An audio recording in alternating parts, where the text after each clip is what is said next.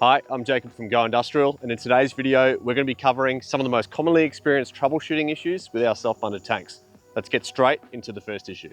First issue we experience is what we call nozzle bounce. Remove the nozzle, authorize your transaction to then trigger on the pump, dispense your diesel or your fluid, and when it's all said and done, you can put the nozzle back in the holster slowly and that'll go back into the closed position. The second most common issue we find is your e-stop's actually been activated and you had no idea. So to reset this, you want to spin the e-stop in the direction it shows. You'll often hear it unclick, and then you want to press the reset button and that'll reboot your system and you'll be able to go dispensing your fluid again. Another issue we find is you may be running your tank a little bit too low, and there's a couple of ways you can check the level of your fuel tank. Firstly, every single tank we supply has a dipstick, and you'll be able to see, as soon as you lift up the hatch, unscrew the port, you'll be able to pull out the dipstick and see the level of your tank. Keep in mind that our suction spears are about 2 inches from the foot of the tank, and that's to mitigate any sediment being pulled through the pump and dispensing system.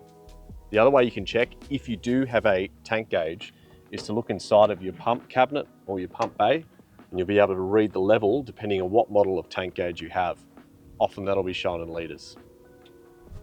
Another issue you might experience is you have a significant drop in flow rate. What we can do here is follow the flow path and ask a couple of simple questions. Following through the system, after the pump, we'll always have either a particulate or a water filter element. You can see a pressure gauge as well. This is important to inspect as a system will overpressurize if it's trying to push diesel or fluid through a blocked filter. This is often when you know that you need to change your filter element. Coming around to our outlet hose, same story. If this is being pulled around or kinked on the ground or it's been run over, just make sure that it's not crushed or damaged. Want to ensure that your nozzle isn't damaged in any way. And if it's an auto shut-off nozzle, you want to ensure that the nozzle spout itself isn't blocked and causing the nozzle's auto shut-off to click on constantly, not allowing you to dispense fluid. Hope that this troubleshooting video helped, solved any of those little problems that can arise.